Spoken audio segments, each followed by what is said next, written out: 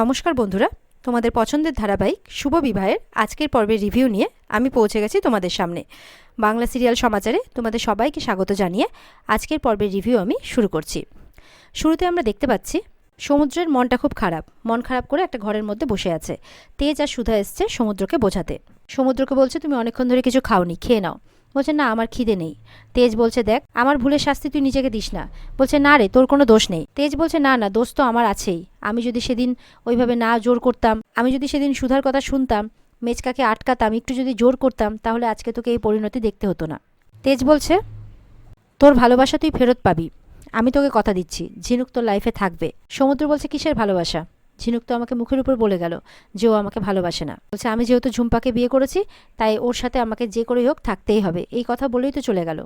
সুধা বলছে ভগবানের উপর ভরসা রাখো, যে তোমার জীবনে থাকার সে অবশ্যই একদিন তোমার জীবনে ফিরে আসবে, আর যে তোমার জীবনে থাকার নয়, তোমার ভালোবাসার যোগ্য নয়, সে একদিন ঠিক চলে যাবে। গজনার নিজে তোমার জীবন থেকে তাকে সরিয়ে দেবে।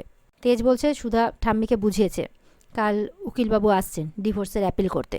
তেজ বলছে কারণ অকারণে আমরা চাই না যে তুই এই বিয়ের বোঝা বয়ে বেড়াস।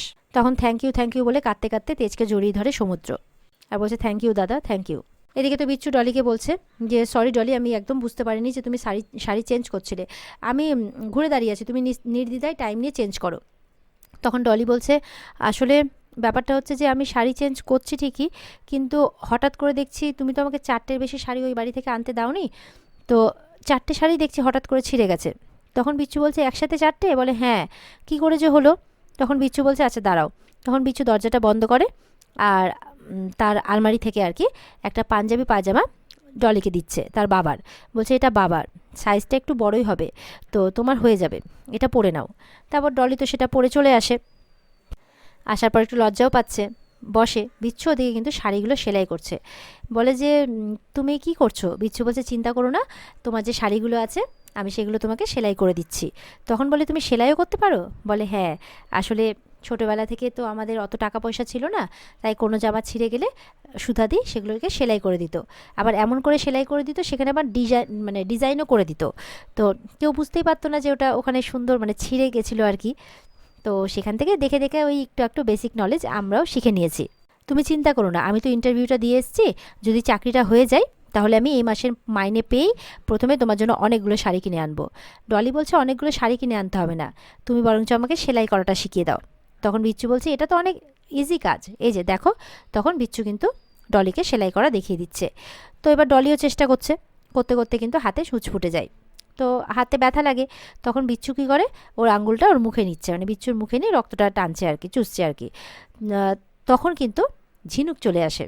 ঝিনুক তো এটা দেখে বেশ খুশি হয়, আর সাথে নিজেরা সমুদ্রের সমস্ত মুহূর্তগুলোর কথাও কিন্তু ভাবতে থাকে। আর এদিকে ডলি আর সমুদ্র একে অপরের দিকে তাকিয়ে আছে। এদিকে সমুদ্রকে বুঝিয়ে টুঝিয়ে শান্ত করে খাবার দাবার খাইয়ে ওকে ঘুম দেয় আর কি সুধা তেজ মিলে। এদিকে তো তেজ কেমন একটা করছে, সমুদ্রের এই রকম দশা সে দেখতে পাচ্ছে না, বরদাস্ত করতে পারছে না। তখন সুধা বোঝাচ্ছে যে দেখো, অন্ধকারের শেষে তো আলো থাকে, ঠিক সেই রকমই কষ্টের শেষে মুক্তির আনন্দও থাকে। চিন্তা করো না, একদিন সব ঠিক হয়ে যাবে, তুমি শুধু গজাননের উপর একটু ভরসা রাখো, উনি কোনো না কোনো সমাধান ঠিক বার করবেন। এই বলে তেজকে একটু কাছে টেনে নেয় আর তেজকে সামলাতে থাকে সুধা। এদিকে ইমনের মাকে কেউ জানায় ফোন করে যে তেজরা ডিভোর্স ফাইল করেছে, কালকে সকালে উকিল আসবে। এটা শুনে তো ঘাবড়ে যায় ঝুম্পা, বলে এবার আমার কি হবে? বাপিকেও থানায় ধরে নিয়ে গেছে, সমস্ত জমি আমাদের বাজেয়াপ্ত করেছে, এবার আমার কি হবে? ইমন বলছে চিন্তা করো না, সব ঠিক হয়ে যাবে, আমরা আছি না, একবার যখন আমাদের কাছে এসে গেছো তখন তোমার কোনো চিন্তা নেই। এখন এই কাজটাই তোমাকে একমাত্র বাঁচাতে পারে। কোনো একটা কাজ দিয়েছে ঝুম্পাকে। তখন ঝুম্পা বলছে আমি কি এটা পারবো? এটা তো খুব ডিফিকাল্ট কাজ। ইমন বলছে তোমাকে এটা করতেই হবে, কালকে বসু মল্লিক পরিবারে উকিল আসার আগেই তোমাকে এই কাজটা এই ব্লাস্টটা করতেই হবে। ঝুম্পা বলছে ব্লাস্ট উড়িয়ে দেবো ওদেরকে? তখন ইমনের মা বলছে এ কি, তুমি তো দেখছি লিটিল বেবির থেকেও ডাম, কিছুই বোঝো না। ইমনের মা বলছে তোমাকে তো শুধু একটা ভিডিও করতে হবে যাতে তুমি বসু মল্লিক পরিবারকে বদনাম করতে পারো, নিজেকে ইনফ্লুয়েন্সার বলছো, আর এইটুকু কাজ করতে পারবে না?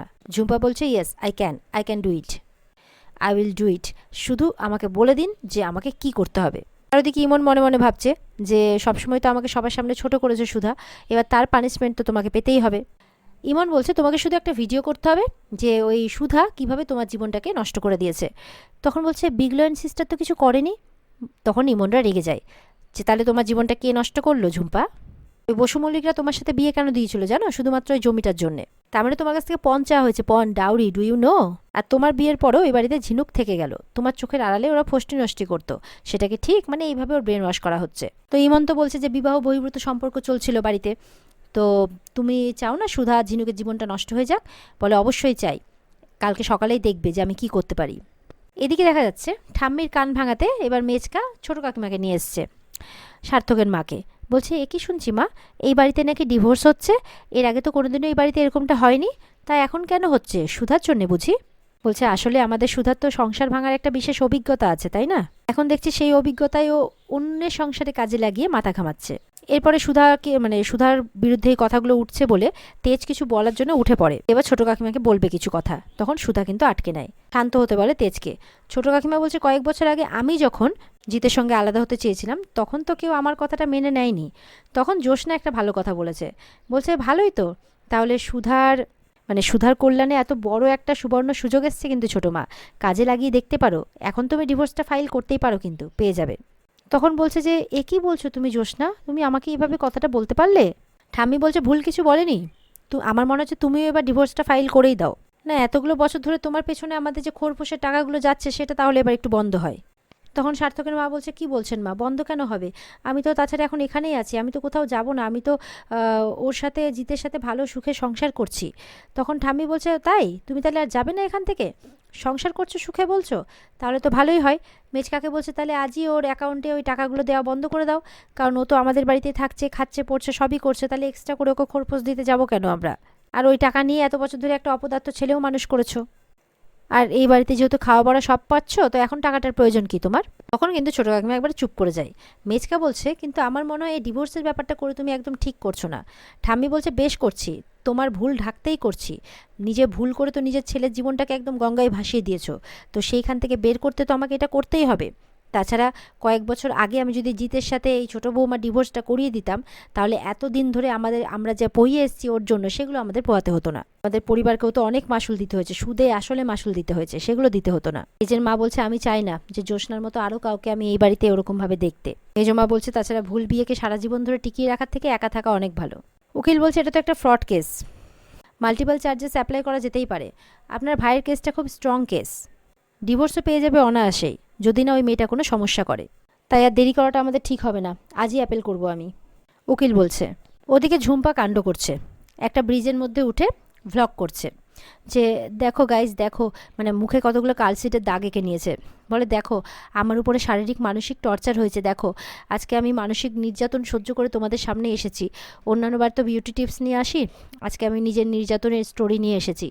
ওই বসু মল্লিক পরিবার পণ চেয়ে আমাকে মানে বাড়ির বউ করেছিল, আমার বাবা যথাসাধ্য দেওয়ার সব চেষ্টা করেছিল, গয়নাগাটি, জমি টমি সব, কিন্তু এখন বাবা দিতে পারছে না বলে আমাকে দেখো কীরকমভাবে মানসিক নির্যাতন করেছে আমার উপরে, দিয়ে আমাকে বাড়ি থেকে বের করে দিয়েছে। এখন আমার কাছে মরণ ছাড়ার কোনো পথ বাকি নেই। এই ব্লগটা তো ওদিকে সুধারা দেখছে, তেজের মোবাইলে এসছে সবার প্রথমে, ঠাম্মিকে গিয়ে দেখাচ্ছে দেখো দেখো কী অবস্থা, দেখো কী করছে দেখো। ঠাম্মির নামও নিয়ে নিয়ে বলছে ওই কাননবালা বসু মল্লিক আমার সাথে এরকমটা করেছে, আর এগুলোর প্ল্যানার হচ্ছে ওই সুধাময়ী বসু মল্লিক। সমুদ্র বলছে দেখো এই বাবা আর মেয়ে মিলে আমাদের জীবনটাকে একেবারে তছনছ করে ছেড়েছে। ঠাম্মিরা তো অবাক যে এরকম কাণ্ডও করতে পারে। ওদিকে সার্থকের মা মনে মনে বলছে যাক দম আছে, মানতে হবে মেয়েটার, কিছু একটা করছে, ভালোই করছে। আমি না পারলেও এই ঝুম্পাই বসু মল্লিক বাড়ির হাড় মাস খালি করে দেবে একদম। এদিকে তো এবার ঠাম্মিকে ছোটো মা বলছে দেখলেন তো, যেটার ভয় পাচ্ছিলেন এতদিন ধরে এখন কিন্তু সেটাই হলো। সেই সুধাময়ী বসু মল্লিক আমার জীবনটাকে একদম শেষ করে দিয়েছে, নিজের বোনকে নিয়ে এসে আমার স্বামীর সাথে চিচি। আমি তো ওসব কথা মুখেও আনতে পারবো না, এইভাবে বলছে। নোংরা বোনের সাথে হাত মিলিয়ে আমার জীবনটাকে তছনছ করে দিয়েছে। বলছে সেই প্রুফও আমাদের কাছে আছে, এই দেখুন গায়ে যদি নোংরামুর ছবি, তো ঝিনুক আর সমুদ্রের একসাথে তোলা কিছু ছবিও সেই ভিডিওতে দেখাচ্ছে সবাইকে। বলছে দেশের আইনের কাছে তোমাদের কাছে আমি এবার বিচার চাই, আর আমি এবার সবার সামনে সুসাইড করবো, আর এটার জন্য দায়ী থাকবে সুধাময়ী বসু মল্লিক। ইমন আর ইমনের মা কিন্তু পাশ থেকে দেখছে, ওরাই তো গেমটা সাজিয়েছে পুরো। উকিল বলছে আমি ঠিক এই ভয়টাই পাচ্ছিলাম, এই কেসটা পুরো আমাদের হাতের বাইরে বেরিয়ে গেছে, এখন আপনাদের ডিভোর্স হওয়ার পরিবর্তে কঠিন শাস্তি হবে। আমি বলছে কেন হবে, মেয়েটা তো মিথ্যে কথা বলছে। তখন তেজ বলছে সেটা প্রমাণ করতে হবে ঠাম্মি, এখন ভিডিওটা ভাইরাল হয়ে গেছে, প্রচুর লোক দেখেছে, এখন ঝুম্পা যেটা বলবে সেটাই ওরা বিশ্বাস করবে। সুধা বলছে বিশ্বাস অবিশ্বাস পরের কথা, কোনো ভুল স্টেপ নেওয়ার আগে আমাদেরকে ওকে আটকাতে হবে। ঝুম্পা বলছে বাই গাইজ, আর তো দেখা হবে না, তবে আমি যাওয়ার পর যাতে ওই সুধাময়ী বসু মল্লিক আর তার পরিবার যাতে শাস্তি পায়। আর এদিকে ঝুম্পাকে দেখে তো সুধারা চমকে যায়, না বলে চিৎকার করে ওঠে যে যদি সত্যি ঝাঁপ মেরে দেয় জলে ব্রিজ থেকে। আর এখানে আজকের পর্ব শেষ হয়ে যায়। তো বন্ধুরা, এই ছিল আজকের পর্বের রিভিউ। ভালো লেগে থাকলে অবশ্যই পর্বকে লাইক, কমেন্ট আর আমাদের সাথে জুড়ে থাকতে আমাদের চ্যানেলকে কিন্তু সাবস্ক্রাইব করতে ভুলবে না। আর পর্বের বিস্তারিত দেখতে অবশ্যই স্টার জলসার পর্দায় চোখ রাখবে। তাহলে দেখা হচ্ছে তোমাদের সাথে আগামীকালকে। ততক্ষণ সবাই ভালো থাকবে। টাটা।